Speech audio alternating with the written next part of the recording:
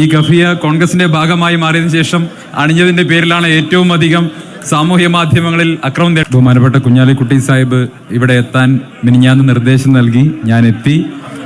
പ്രിയപ്പെട്ടവരെ, ഞാനിവിടെ വന്നപ്പോൾ ചെറിയൊരു ആശങ്കയുണ്ടായിരുന്നത് ഇന്നത്തെ യോഗത്തിന്റെ ചിത്രം പുറത്തു വരുമ്പോൾ എന്നെ സംഘികളൊക്കെ പാടെ കൂടി തീവ്രവാദി എന്ന് വിളിക്കുമോ എന്നുള്ളതായിരുന്നു. പക്ഷെ ഇവിടെ വന്നപ്പോൾ ആശങ്ക മാറി. എൻ്റെ ചിത്രം പുറത്തു വന്നാൽ ആ ചിത്രത്തിന്റെ മുന്നിൽ സ്വാമിജിയും തൊട്ടപ്പുറത്ത് തേലക്കാട്ട് അച്ഛനും ഇരിക്കുന്നുണ്ടാവും. അതുകൊണ്ട് എന്നെ ഏകപക്ഷീയമായിട്ട് തീവ്രവാദി എന്ന് വിളിക്കാൻ ഇനി കഴിയുകയില്ല.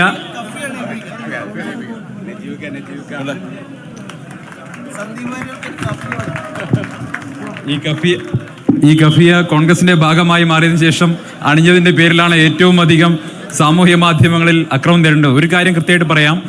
ഗസ വിഷയത്തിൽ ബഹുമാന്യയായ മാഡം സോണിയാഗാന്ധി ഇന്ന് ദ ഹിന്ദു പത്രത്തിൽ വിശദമായിട്ടൊരു ലേഖനം എഴുതിയിട്ടുണ്ട്.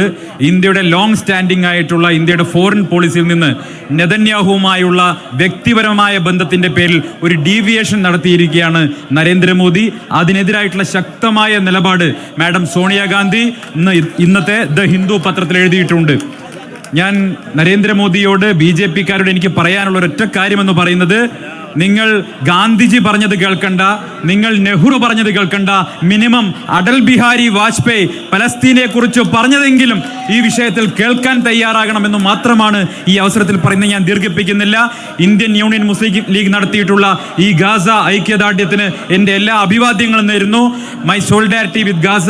Thank you all.